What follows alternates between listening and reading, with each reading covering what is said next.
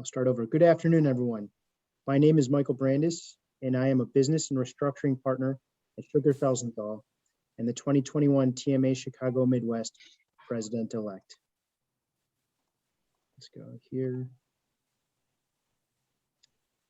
We are in a Zoom meeting format. Please keep your camera and microphones off until the end of the program.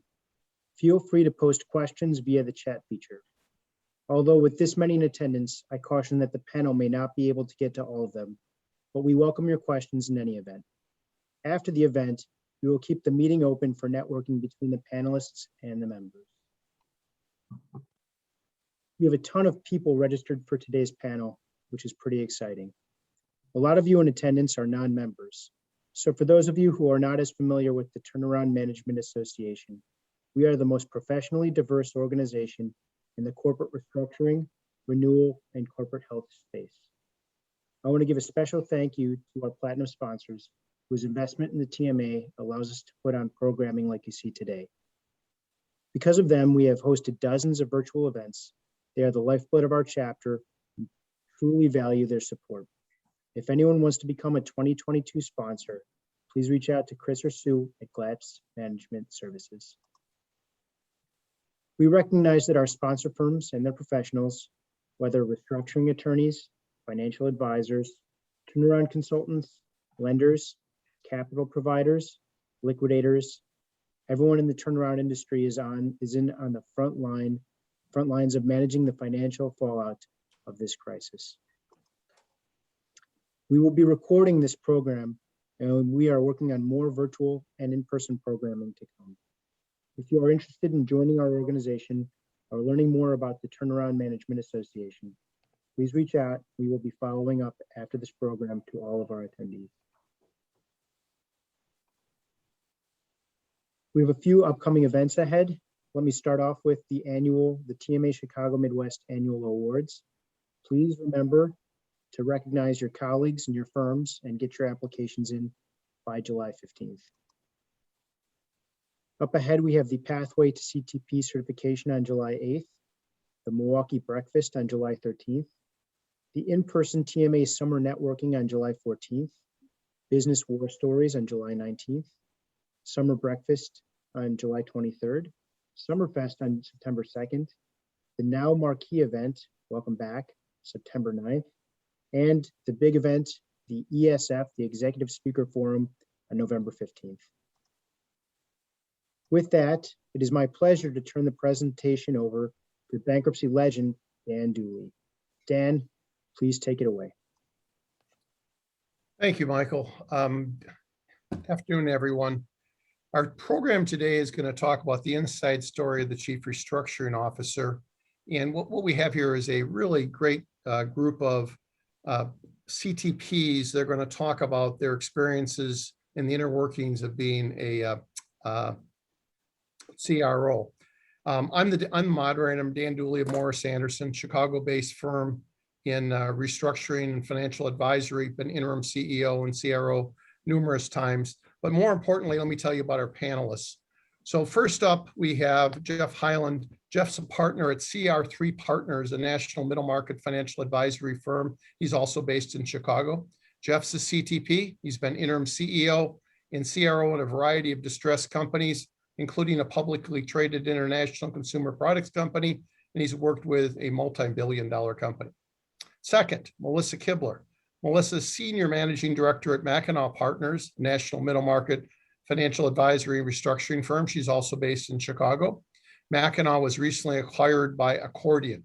Melissa is both a CTP as well as a SURA. She has been a CRO of various distressed companies. Currently, Melissa is president of the American College of Bankruptcy and was one of the past presidents of the American Bankruptcy Institute. Third, Alan Pratt. Alan is a principal at Hawkeye Consulting, a financial advisory and restructuring firm also based in Chicago. Alan is a CTP who has been interim CEO and CRO with a variety of distressed companies. And last but certainly not least is Craig Dean. Craig is the managing principal of AEG Partners, another financial advisory and restructuring consulting firm, also based in Chicago.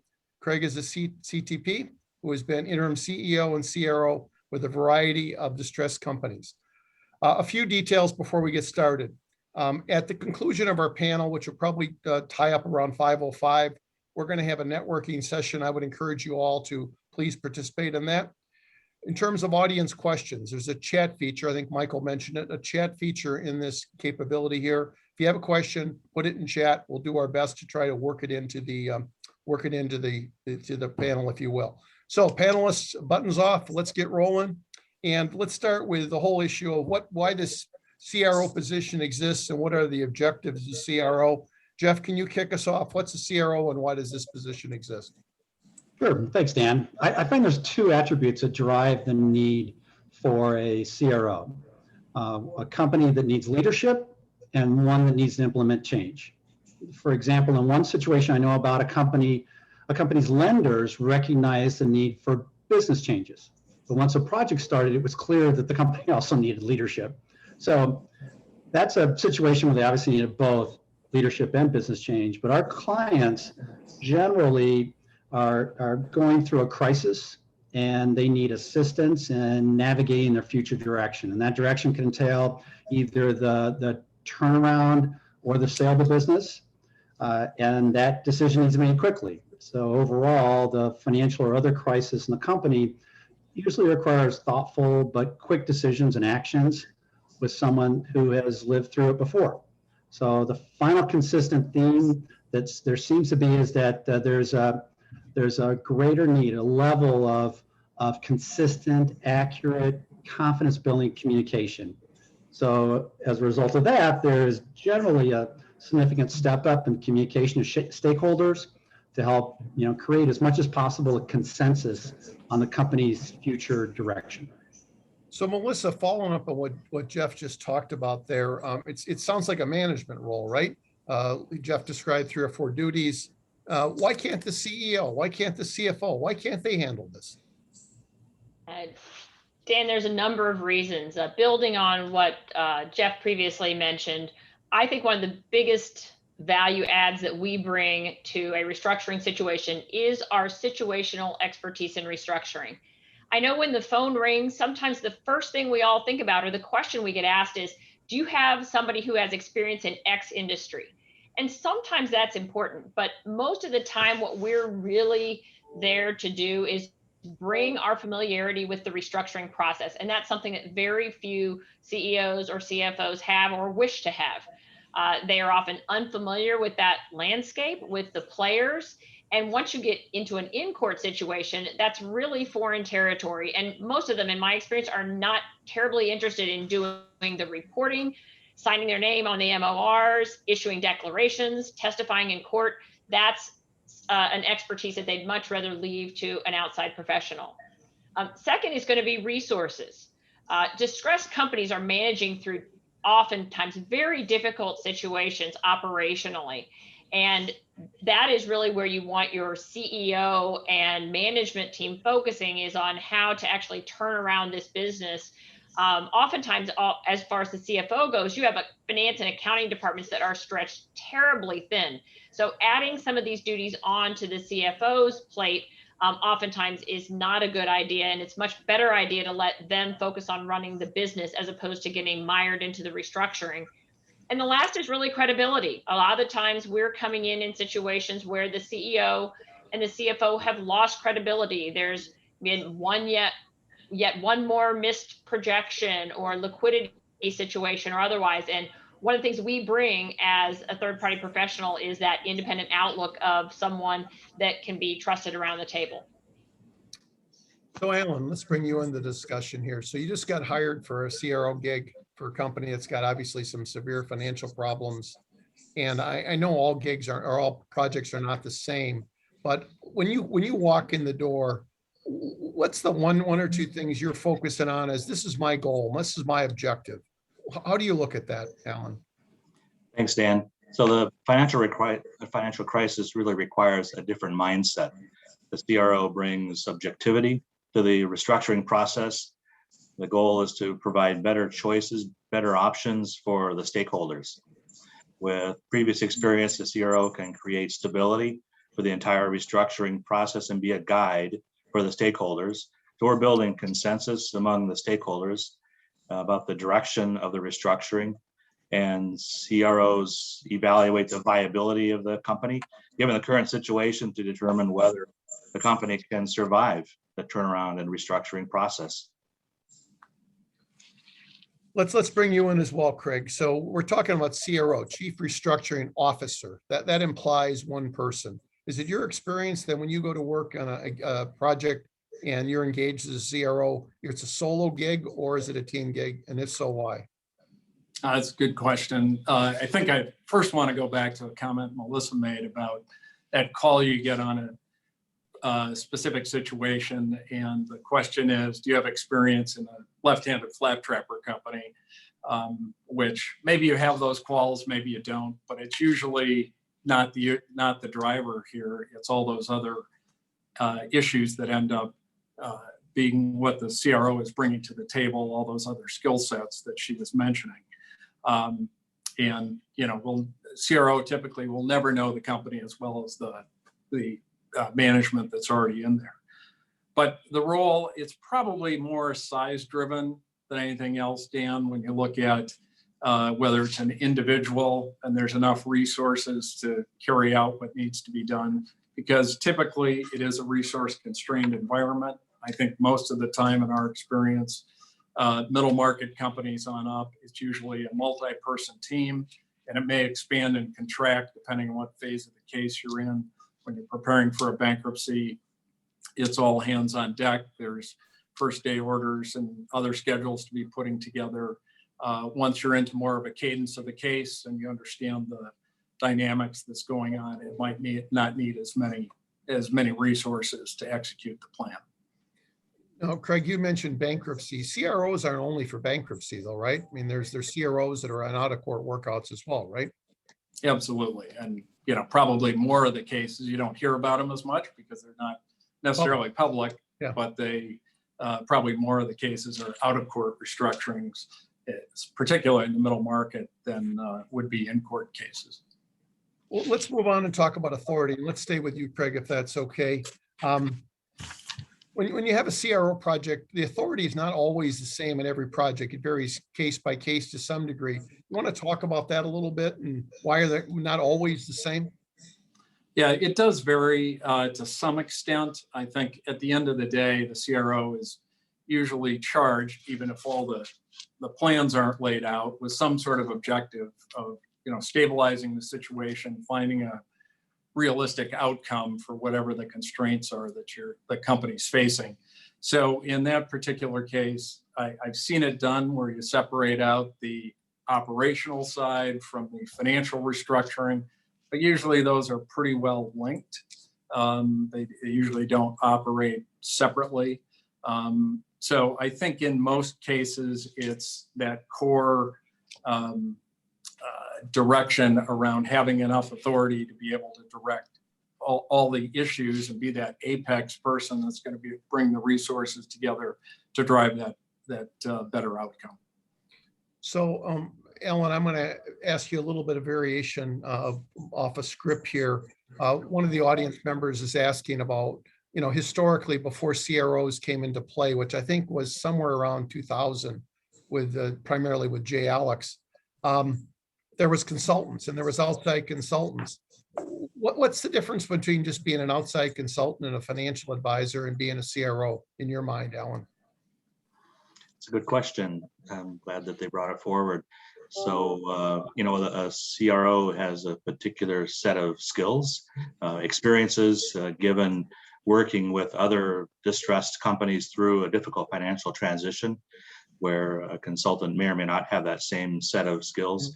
As CTPs, we've also demonstrated our expertise in managing difficult situations in business law and also finance and accounting. But you also have a situation where this is an actual officer, right? So you have actual responsibility and authority, which a consultant is an advisor, right? Just also true. And you're right. Let's talk about Alan. Let's stay with you and talk about let's try to contrast a CRO engagement that might have a very narrow set of responsibilities and what those might be versus a CRO that had a very broad or wide-ranging responsibilities. Can you give the audience kind of a range or a idea of the variance, if you will? So a narrow range CRO will conduct an initial assessment of the situation and determine the short-term needs of the company. So is the company a candidate for restructuring, or is a liquidation the correct course of action? And your initial analysis will include interviews with key stakeholders and a 13-week cash projection. Often a narrow range CRO may also be responsible for a borrowing base certificate with the lender. And then finally, if a recovery is likely, then defining and implementing a turnaround plan may also be included. So the narrow range is probably more purely financial. So does that imply an operating range is much broader, or a broad range is much more operational oriented? That's how I read it. Okay.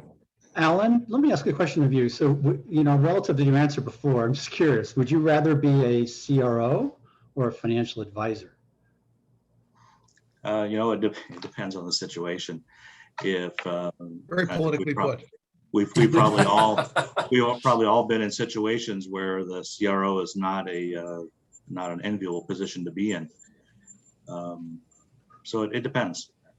How about you, Jeff? Would you rather be a CRO or a consultant typically, and why? I like to have the operating authority. We've all gone through lots of times where we make recommendations. We know they need to be done. There are difficult decisions, and you have to have the knowledge and confidence behind you to just pull that trigger. So for me, How about you, Melissa? You prefer to be CRO or consultant? I think in most cases, and I agree with Alan that you have to look at the circumstances, but in most cases, I think CRO is where you can really be more effective. If you're negotiating with a lender or trying to reassure a vendor or any other number of circumstances, being an officer of the company and being able to portray that it gives you an authority and gravitas that I think is lacking when you say, hi, I'm the financial advisor to the company, as to whether you really do speak for the company. And I also think that you have a more direct line to the board, which is very important as well. So for both of those reasons, I think as a general matter, I prefer to be a CRO, but I really do think that you have the same person with the same skill sets that may slot into a financial advisory role in one case and in a CRO role in another case. I hear you. I mean, some firms don't want to be CRO, right? Because they're worried about the legal liability issue. Is that correct, folks, generally? No. That does happen. Yeah, particularly with companies that are in the, maybe an accounting firm that's in a lot of different areas that Sure. might drive a conflict. But, at the end of the day, I think all else being equal, and there are situations you don't want to be CRO, but I'm going to pile on. I think it's, just think about trying to convince something of somebody versus saying, this is the path we're going to take. It gives you that authority and that ability to drive things. It's urgent. You're running out of cash. All those issues that are surrounding the situation. It's a lot more compelling to be able to just get to work and make things happen. I hear you. Let's talk about D&O insurance. Somebody asked about D&O insurance, which is a good straight man question because we're going to go there next. So when you got a deal, Jeff, when you're being hired as a CRO, do you require D&O insurance? Sometimes companies have policies, sometimes they don't. How do you approach the whole issue of risk, I guess? Risk of being sued, really. Well, okay. So my answer is very simple. I would not accept a CRO assignment without adequate D&O insurance. We're engaged to help a company, but because we have that officer in the title, we're exposed to litigation risk. So to answer your question, there's not some third-party requirement, but in my opinion, it's just plain good practice to make it as part of your personal requirement to accept a project. Plus, it's not that challenging really to get added to the company's existing D&O policies. I know there's certain restrictions and you got to be smart about it, but if there's no D&O policy, I would contact an insurance broker and purchase a policy for the engagement before even starting. So for D&O, I put it in the category of I don't know what I don't know. And that means I look for help every single time to make sure we have proper coverage. And there are too many minefields and complexities and the ways policies are written that can get you in trouble. So as a result, I talked to my insurance broker regarding having D&O coverage prior to accepting every D&O or C-suite engagement. But from that matter, I'd love to hear from the other panelists if they would take a CRO assignment without adequate coverage. Because Okay, I know let's I've go around the horn. Craig, would you take a CRO assignment without DNO? Absolutely not. We Melissa? have to have it. Nope. Alan? Safety first. All right, so there you go. Most everyone would want the insurance before they take the deal. Melissa, all insurance is the same, right? When you're getting a D&O policy, all you need to do is sign your name and say, I'm covered, and that's great. Or am I naive about that? Well, Dan, you have hit on one of my recent passions after going through a couple of circumstances where absolutely not. These are not all boilerplate policies. Do not assume that, and do not assume anyone else is reading them for you. As a CRO, one thing I can tell you all is read your policies. Know what types of provisions you need to be looking for and what you need to be talking to your broker about. And the second thing is, make sure you have a broker that understands restructuring, in particular if you're going into a bankruptcy situation that understands bankruptcy. Many of the primary brokers for your clients' policies will not. And there are some people that are very good in a number of these larger organizations. You have to find that person. And if you can't, I suggest that you go to an outside party that does have someone that really understands bankruptcy. You certainly want to be talking about this with the attorney that's representing you or your client. But again, that broker discussion is also very important. And finally, once you identify provisions that you are not comfortable with, negotiate them. These things are not all set in stone. But I want to spend a little bit of time talking to you based on my recent experience about some of the issues you need to be looking at when you read these policies as the CRO. Most of these policies for D&O coverage are claims made policies with wasting limits. So you need to understand what kind of claims are out there so far that you're aware of or potentially and that might have exhausted some of the limits. You're typically looking at the insured person coverage, which is going to be your Side A coverage. So first, let's talk about coverage and priorities. Take a look to see, is the position of CRO covered? You would prefer to have it be something very explicit that says a chief restructuring officer is a covered person. But at least you need to make sure there's not some backdoor in the policy that basically excludes you from coverage. And I have seen that in policies that refer to a person that is appointed in some manner, in some circumstance that involves a distress or restructuring. So you have to be careful to make sure the CRO is covered. You want to make sure the right entities are covered. And oftentimes these policies have a parent company that is the primary holder, but then it covers the subsidiaries. But make sure that your entity that you're going to become an officer of is covered. And also, not only that, but make sure that when you're looking at the endorsements, that the party that's being referred to in the endorsements, such as the insured versus insured exclusion endorsement, make sure that the right entity is referred to there, because there have been situations where that endorsement might refer only up to the primary policyholder, and that is not what you want.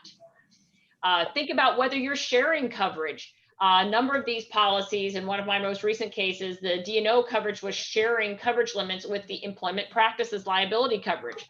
So you need to understand whether that is potentially, those claims are potentially going to also be out there and potentially exhausting some of the coverage. Think about priority of coverage.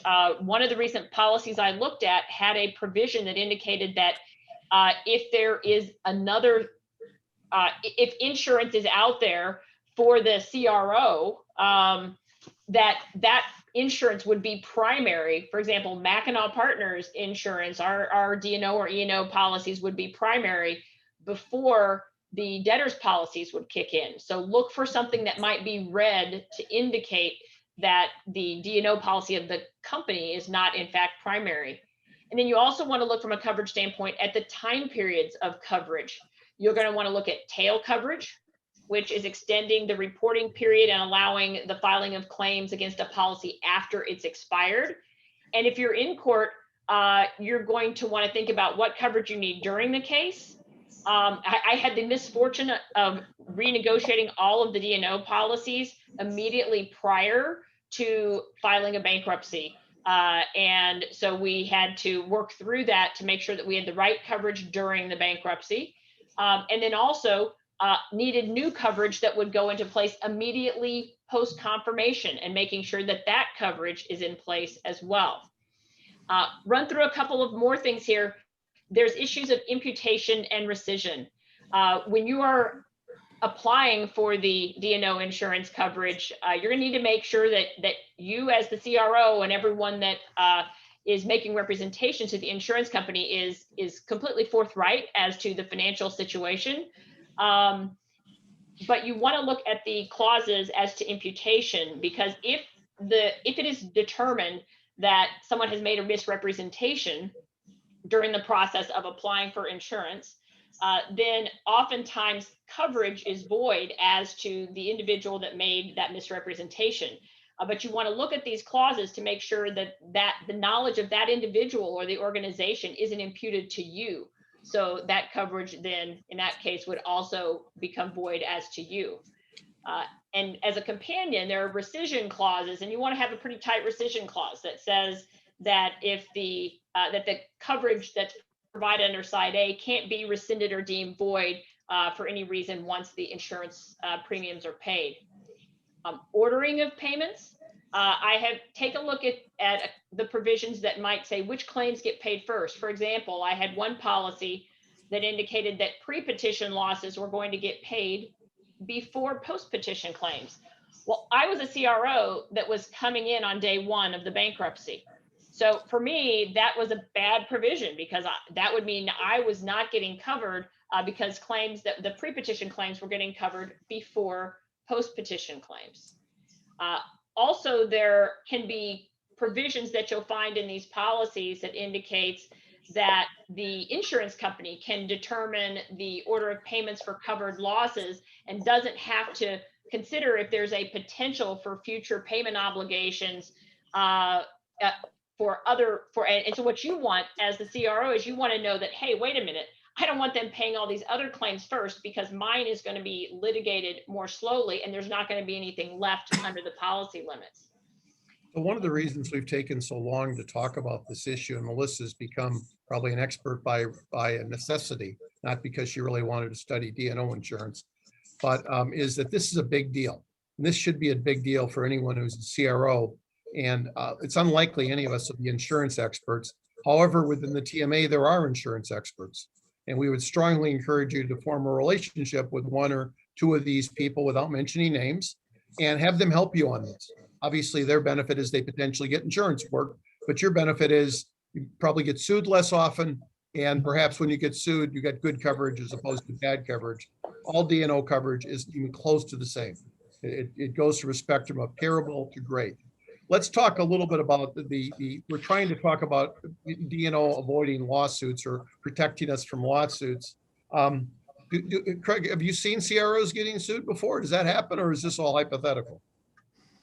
Well, first of all, my best advice for everybody today is if you're getting signed up as a CRO and looking at your D&O insurance, call Melissa. She's got the answers. Hey, I'm just glad this is getting recorded, because, otherwise I have to get my wood burning kit out, because there's like a wealth of knowledge on D&O. I learned stuff. This is awesome. There we go. But just in terms of the frequency, Dan, it's really not, I wouldn't call it frequent, but of course it always happens when you care. So the CRO is right in the line of fire here. CRO might have done something that happened before the CRO showed up, pre and post bankruptcy, all those different issues, but people are looking for deep pockets. They're trying to, figure out how they get the recovery. There's, emotions and losses and a lot of issues going into that. So I think being an active CRO, you can expect you will get sued from time to time, and that's just part of the business. And if you're doing it right, it probably works out okay. It's certainly been our experience, but it does happen, more frequently than anybody would want it to be in the CRO slot. Let me do a quick round robin on the panel if they're willing to share, and I'll start. How many of you have, either you or your firms have been sued? Morris Anderson and I have been. Jeff? I haven't, and I'm not aware of my firm being sued. Craig? Yeah, we have as well. Alan? No. And Melissa?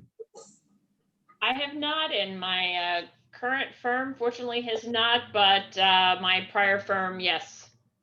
Okay, so most of us, not all of us. Let's move on. There's a couple questions that popped up, and I'm going to try to answer these real quickly. The first question's got to do with if you appoint a CRO, does that somehow breach covenants that may be in your loan documents? And potentially that's true. You may, maybe a change in governance or change in leadership, but recognize the lenders. I've never seen a situation where the lender wasn't wholehearted in favor of having a CRO there. So I guess it could be a covenant default, but I'd be hard pressed to the lenders requiring, demanding a CRO, or at least loving a CRO and saying, oh, now we got a default.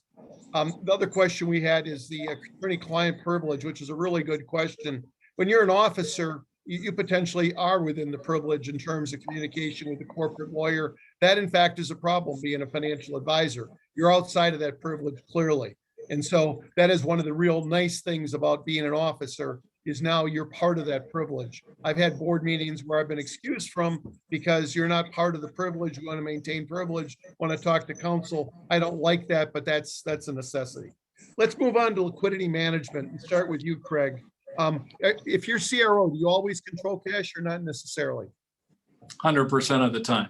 Why? That is probably the best tool to get everybody to the table in terms of driving action. If you're controlling, what's being paid out of the cigar box, that's the key thing. And you get people's attention very quickly. Again, it's urgent. The 13-week cash flow is kind of taking the company's temperature in terms of its liquidity situation. Controlling cash is really what drives the decision-making and helps set priorities and leads to the types of outcomes that you're looking for as CRO. So Alan, if you have a situation where you put together your cash projections and it shows that within, 6 weeks or 8 weeks that the piggy bank's gone to a negative number, meaning you're going to run out of cash, obviously that gives you a little bit of warning of there's a storm a-coming, cash storm a-coming. What do you do to avoid that? Or you just say, oh shit, this is bad news. We run out of cash. What do you do? Well, when the firm's running out of cash, the CRO must prioritize any and all spending, reviewing all the invoices before payment, pay only the most important bills, make payroll, of course, and those bills that allow the business to continue, find ways to cut spending, so eliminate every and all unnecessary expense and more when necessary, find ways to generate extra cash, sell assets that can be liquidated. With slow paying clients, you might factor the AR invoices or offer discounts for faster payments. This may only be a short-term or limited solution. If you have larger orders, you can finance your new purchase orders. And for smaller clients, the last resort may be new money from family and friends. So, Melissa, tell me about frequency on cash. How often are you updating and measuring cash, updating your forecast and measuring cash? There are a lot of ways to do this, Dan, but generally I like to do it weekly. Why? Why weekly? I find that weekly tends to be most consistent with the cadence of the company's AP in terms of how often they're issuing checks. I think that it is a balance between having timely information without spending all your time reporting. There are times, like Alan said, you're getting ready to run out of cash. You're looking at certain metrics daily, but you can get it to the point where you're just constantly spinning your wheels, preparing reports instead of actually dealing with the specific issues that you need to be dealing with. Whereas I think that if you wait 2 weeks or a month, unless it's a pretty stable situation, your information is just too stale. So I like to go in and update that cash flow forecast every week, adding 1 week. And I do like to have a sheet that actually shows what all the changes were from the prior week's forecast. So I can quickly at a glance determine, okay, I can see a timing difference here. I can see something that was a permanent difference or change there. And when I look back at what I want to measure against in terms of variances, I like to measure results versus the prior week's forecast, which is pretty much just saying, did the week go like you thought it was going to go when you put this together a week ago? I also like to look against the prior 4-week cumulative, so you get a sense of what's happening with the business and what's changed over the prior 4 weeks. And at times it can make sense to do it against the original forecast. And that may be, from when you started, it may be at the beginning of a bankruptcy case through the end of the bankruptcy case. At some point, it may be that everyone agrees that that is outdated and irrelevant. But at other times, people like to know, here's where you said we were going to be when we started this, and what really was different versus where we ended up at the end of it. So Jeff, if we're in a non-bankruptcy situation, in bankruptcy, obviously, things are much more open kimono than they are in an out-of-court restructuring situation. You've got this 13-week cash flow that you work with. You've identified problems, as Alan talked about. You update it weekly, as Melissa talked about. You clearly share it with the management team, at least the CEO, the CFO, and other senior managers. Probably share it with secured lender because they want to see it every week, right? Who else do you share it with? You share it with vendors? You share it with customers? Or you share it with subordinated debt holders? Who else do you share this with? Sorry about that. It's like you said, in a bankruptcy, it's much clearer, right? Because you live in a glass house and your 13-week cash flows and your budget actual reporting, all that's part of what court documents. Of course, it depends on cash collateral order, but generally people are going to see it at that point. But what I would say is that, if you're outside of that bankruptcy setting, just the people you mentioned are the ones I would go to.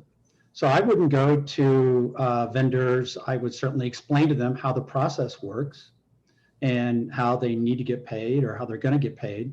But I wouldn't necessarily open the whole 13-week cash flow and start to walk everybody through it. I don't think they need that to do business, as long as they have assurances that they're going to get paid. And I think that's what's more important to accomplishing the objective. It's kind of it's like what Melissa said. You'd end up spending your whole time, just managing the cash as opposed to fixing the business. Yeah, that's a great point, because you can obviously get caught up in reporting, paralysis, right? That all you're doing is reporting, and which brings us, I think, to our next topic, which I think is a timely one, and frankly, it's the reason I think many of us get hired, maybe all of us get hired as CROs from time to time, and it's called an action plan, right? And measuring progress. And action plan could be called turnaround plan, could be called restructuring plan. There's probably a zillion different names for it, but basically is moving the ball forward and getting the stuff done. So Melissa, you're engaged.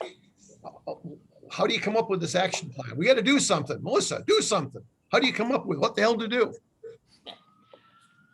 Well, Dan, obviously one thing you want to think about here is, where do you really need to be focusing? You can organize your plan in different ways. You can do it by division, by facility, by department, or some other appropriate demarcation. And you may be spending more time on one area than another, depending upon the circumstance. But basically what you're doing at a high level is you're identifying strategic options, you're socializing those options among the right people, and then you're doing some analysis and financial modeling about the financial impact of those options. I think that one of the most important skills that we bring to this process is listening at this point in time. And oftentimes we find that the answer is already somewhere within the organization. It's just a matter of being able to tease that out and really distill the information that really is already resident there. So having that open door is very important. And then who do you talk to? I think it's important to talk to the owners or sponsor and get their perspective on what's gone right or wrong, board members. Oftentimes you're already engaged in conversations with creditors or lenders. And I think, asking their perspective can also be very helpful if in fact you are already engaged in some of those conversations, and listen to what they have to say. Certainly senior management. And I would go to that next level down in terms of junior management as well. That to me tends to be the gold mine in terms of where sometimes, that's a person who doesn't have the weight to actually make something change or happen, or maybe even be listened to, but really may know what's going on. But I will say that sometimes it might even be the AP clerk who is giving you some information that's really helpful. That's interesting. So Alan, as you develop an action plan, and I assume an action plan has a list of here's 4 things or 28 things or tasks, right? Is it just an action plan, or is there more than just a list of here's the stuff to do? So Dan, an action plan is really a specific roadmap towards recovery for the company. So uniquely created for them. The CRO develops a well thought out turnaround plan or action plan and then implements the plan. So what we have to do is formalize that plan and communicate it to the stakeholders so they can help implement that plan, assign responsibilities, create an accountability system, and then follow up to ensure actions are executed on time. I've used this approach with clients, and the accountability system can be a challenge given that the difficult financial situation doesn't usually bring out the best in your team. Dan, if I could jump in a little bit Sure. on some things that I also have done with some of these plans. I think that it's not only part of it's listing the steps that have been identified and the responsibility for implementing those steps, which, as Alan said, is very important. And those steps, it might be closing a facility or cutting costs or reducing headcount or any number of other steps in your plan, or possibly revenue enhancements. But I also think that you really want to take a look at what are the one-time costs of implementing these changes. What is the year one cost, and or year one not only year one cost, but year one savings. So what are you expecting to save in the first year? And then what are your annualized savings going to be? So people can really, from a financial standpoint, understand the cost and benefit. I also think it's really helpful to assign a level of timing in terms of anticipated timing for the change to take effect. I also have found that using timelines can be very helpful. It might just be an Excel spreadsheet. We recently had a situation where we closed down an operation immediately prior to filing, and we were dealing with international operations, multiple locations, multiple jurisdictions. And so we had a minute by minute timeline for that, approximately 24 hours, where we were dealing with that closure and press and everything else involved in that. And then I shifted to a daily timeline there was a bankruptcy filing immediately thereafter, but particularly for clients who aren't familiar with a bankruptcy process and the various milestones and deadlines and otherwise, found the timeline was very helpful in communicating. I hear you. I hear you. Craig, obviously we get engaged with little companies, I don't know, 15, 20, $30 million a year revenue, fairly small companies. And Jeff, for example, has worked in some very large companies, some multi-billion-dollar companies. I suspect a couple us have as well. How long does it take? You're in this deal, and you're supposed to put together a cash projection. You're supposed to put together an action plan. You're supposed to put together accountabilities. I mean, it's like that. I realize the simpler it is, the quicker, right? But what's the general rule you operate when people say, "How long, Craig? How long? How long?" Yeah, and to your point, there's always this pressure to do it right now, right? And to try and promise things ahead of when it's realistic to do them. So, I think it's situational. And just by way of example, we stepped in to do an assessment at the behest of a PE fund not long ago for an automotive tooling company. And literally the assessment that, it's supposed to take 30 days and we're going to write a nice little report and all that sort of thing. After the first day we were there, we basically sat down with the PE firm and said, you're going to run out of cash next week. It's over. Here's the plan. You're going to hire us as CRO. We're going to do the following things. And that's all got to happen in the next 10 days to give any shot of this survival. And so it was a very different situation than one we did in a telecom industry deal. That cash was sufficiently, we're brought in as CRO, but cash was sufficiently stable that we really needed to kind of clear the decks. There were actually too many industry experts involved, and we just asked everybody to go away, give us 30 days. We'll come back with a solid plan as to what needs to be done. And I think part of that CRO skill set is being able to quickly assess the situation. What are you up against? Are you asking the right questions so that you can make that assessment and tailor the plan accordingly? Craig, I think that's pretty perceptive. The issue that some people sometimes miss is if the place is burning, you perhaps don't need a long-range plan. You probably need some fire extinguishers, right? So Exactly. let's move on to CRO reporting and talk a little bit about dealing perhaps with owners, boards, CEOs, not all of which are the easiest to deal with. Jeff, let's start out with you. Who do you prefer, and who should a CRO ideally report to? If there's a CEO, the CEO generally always want the CRO to report to them. However, from my perspective, from my perspective, I think it's much preferable for the CRO to report to the board. We need our mandate as absolutely broad as possible. Therefore, given the mission critical nature of the responsibilities, I believe we need to really truly report to the board. And that is because prevent the CEO from mothering the process, or what? Yeah, exactly. You don't want I've actually experienced a situation where the CEO had a strong opinion about the direction that the company needed to go, and it clearly was not the right, it wasn't working, it hadn't worked for a long time, and they needed definite direction changes and strong direction changes. And he was an impediment to getting the job done. Yep. Craig, I assume you've been in a deal or two where either the CEO or the owner or a board member was just really difficult to deal with, right? And they kind of wanted to fight about, what time it is, pretty much everything. How do you handle that when you got somebody that you're obviously codependent on each other, but he or she is just incredibly difficult?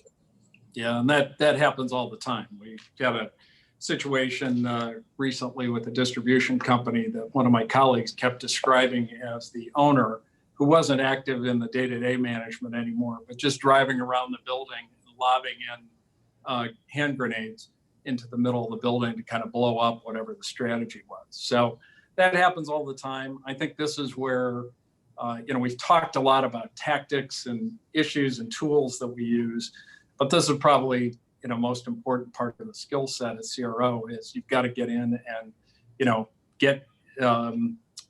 communicate with those people that are fighting you in a way that's effective. That might be direct. That might be finding where the fulcrum of power is.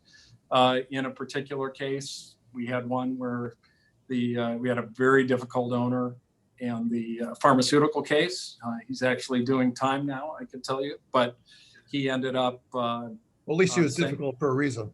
Yeah, exactly. It was a subsequent company that he was in that he got thrown in jail for. But I think the situation was such that he told the lender, I'm going to fire the CRO, going to fire AEG. And the bank said, that's fine. We'll also be sweeping your cash on Monday after you do that firing. So somehow he acquiesced. So part of it is trying to find where where is the power point in those situations. And because you got a job to do, you've been hired to do that. And there's a lot of constituents and fiduciary responsibility in the role. And you have to find that path. So Melissa, how do you handle conflicts like that with the lender? Do you tell them about every little battle you have with your difficult client or difficult CEO? Do you tell them about none of them? Do you selectively let them know there's problems? How do you handle that? Dan, I don't know that you want to be entirely open as to all the sausage making.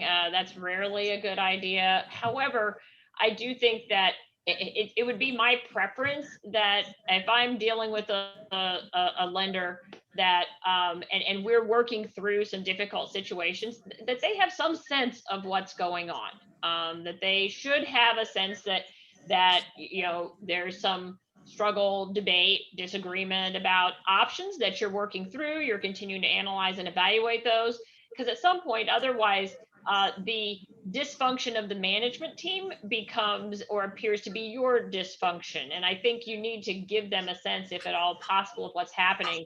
But I will note, as an aside, I mean, there are situations, of course, where a CRO is put in at the behest of the banks, for example, or the secured lenders. And you want to remember who you're working for, and you are working for, and your fiduciary duties are to the company.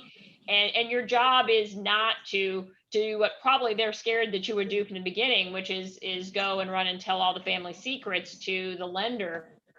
You're working with your client, and you're doing what's best for your client, and what enables you to do your job in the best way possible for the company. So Alan, let's move to you. Hey, Dan. Sure, go ahead, Craig. Can I jump in here? I just think one of the issues is it's earlier on in my career, I would try and say, I've got this all under control. And I didn't want to show the face, kind of the ugly side of it, to the lender. I'm supposed to be here to solve the problem.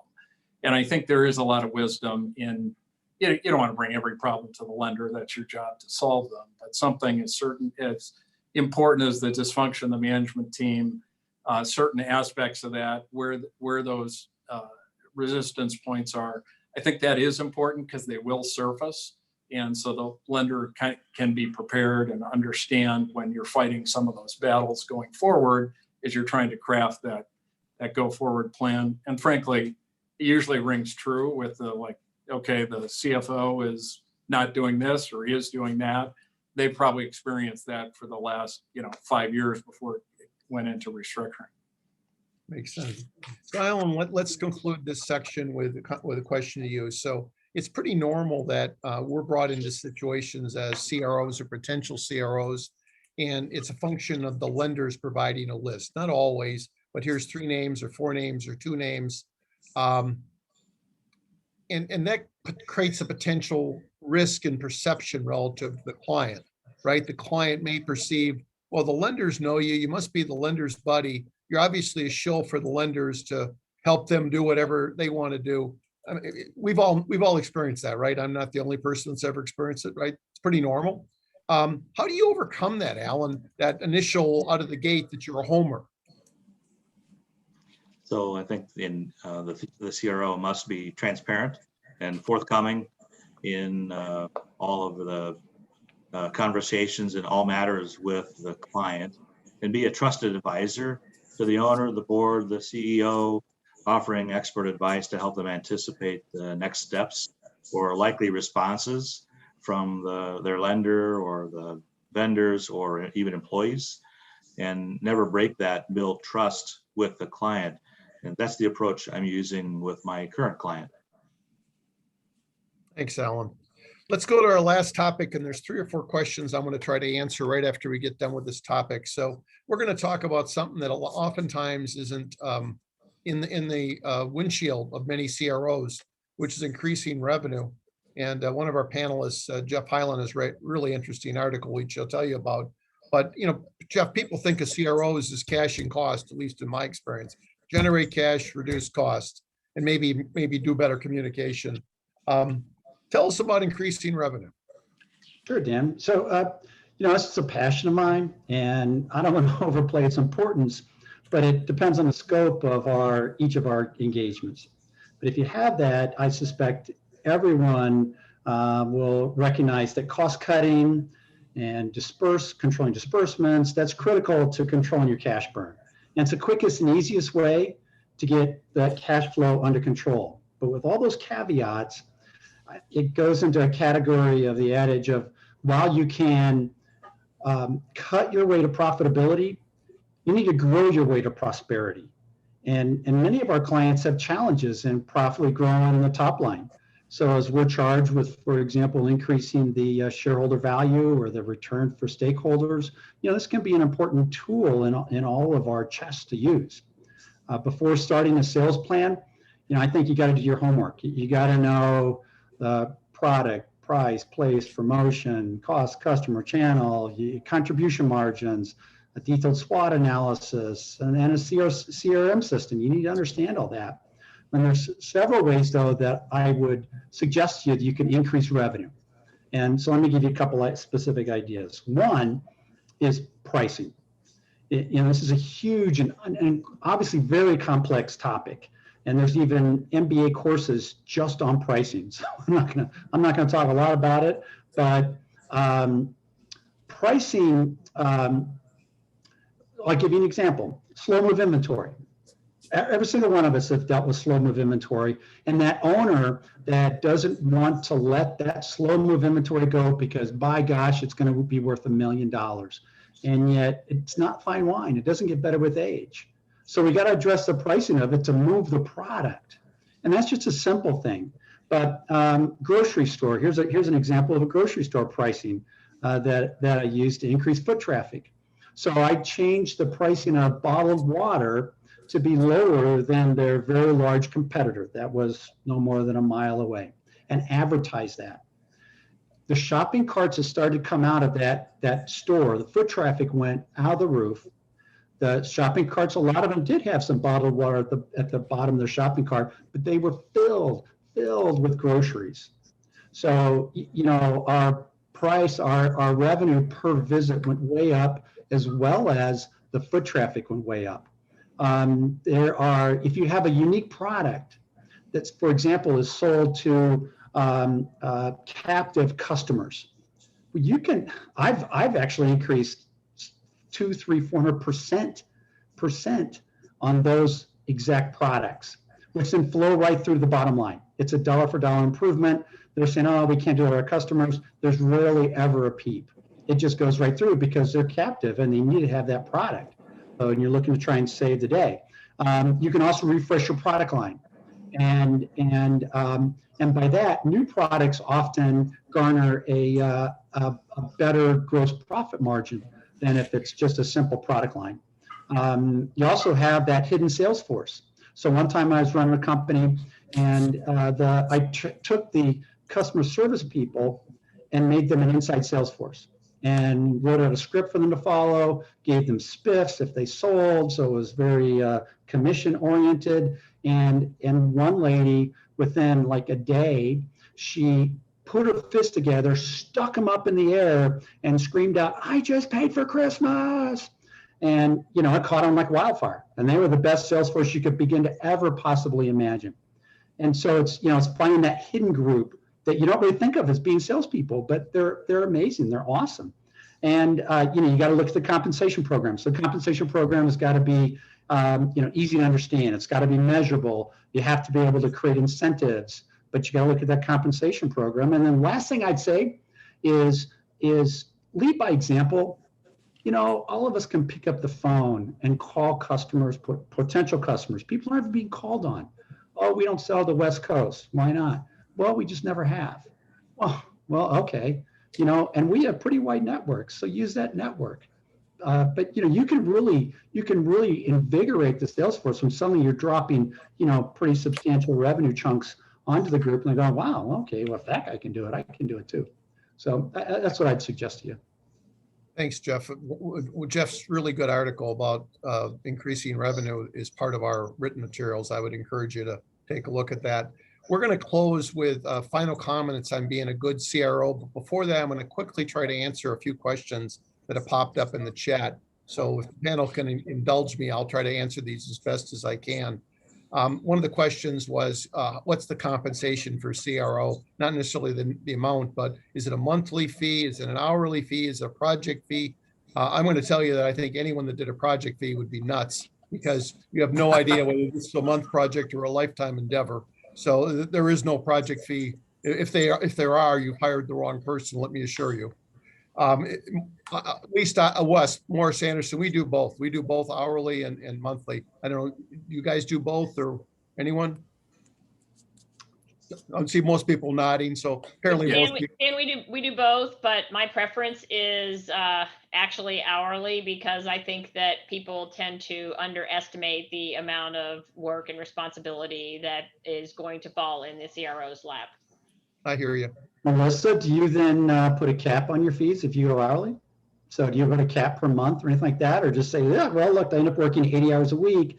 Didn't think I was going to do that, but yeah, tough luck. Sorry.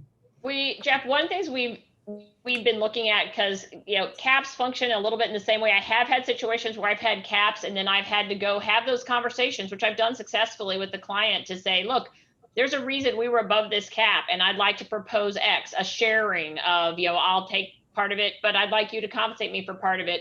We've also started using average. So basically, kind of a cap that basically says what the average is going to be over the project. And so you might end up carrying something for a while, but be able to pick up some of it at the end. I think you'll find that most people that do CRO work, their firms, they're somewhat flexible to the situation.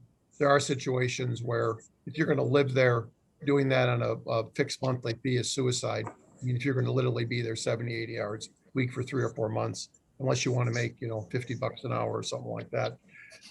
Somebody asked about disinterestedness, and this has been my experience. And disinterestedness becomes an issue in a Chapter 11 in a bankruptcy. As you know, professionals under the Act have to be disinterested. And there used to be a situation where if you were an officer or director going into a company bankruptcy, it was a problem. U.S. Trustee's office had a real problem with that. I don't see that too often. I know it's happened from time to time, but generally speaking, I don't see a rollover problem typically going from an officer or director pre-petition to post-petition. At least that's been my experience. The last thing I want to ask or mention before we go to the last question is somebody asked about how do you get a CRO engaged? I assume it was a lawyer or a lender for a lawyer. And my experience, and I'll let everyone else comment on this, it's very difficult to do this unless the client has to, because you're talking about an element of giving up control of their company in some way, shape, or form to an outsider that they barely know. So usually the way this works is it works in relation to an amendment or forbearance agreement that's because of several defaults. And it's a condition to amendment or a condition to forbearance. If you have an incredibly great relationship with a company, you may be able to impose upon them, this is what you need to do to get ahead of the lender's list. But generally speaking, that doesn't work real well. So in my experience, at least, it's essentially forced medicine upon a company, et cetera. I don't know if anyone has any different feelings on that.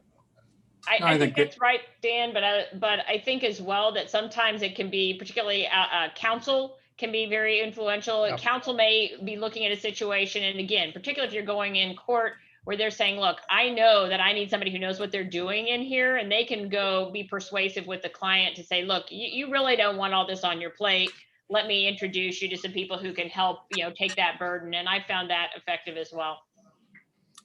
Yeah, and I just add to that, same thing with an investment banker. Sometimes it's saying, I need somebody on the inside to help here. We're taking on too much of a role just to try and sell this company. And we've also had situations where private equity firms we know are literally, you kind of alluded to it, Dan, but they know it's coming. And like, we may as well get somebody in there that, we think will respect everybody up and down the balance sheet. And, it's not going to be that imposed CRO from outside. That's definitely, in their view, the bank's guy. I hear you. So final question, let's just do a quick round robin and then we'll be done. What does it take to be a good CRO? Melissa, let's start with you. What does it take to be a good CRO? I think you want to become part of the management team. And then you need to be able to step up and take those actions that other people won't. Alan, what does it take to be a good CRO? I think the appropriate experience, having gone through it before and being a steady hand on the wheel, help guide the stakeholders through the process. I love that, steady hand on the wheel. Yep.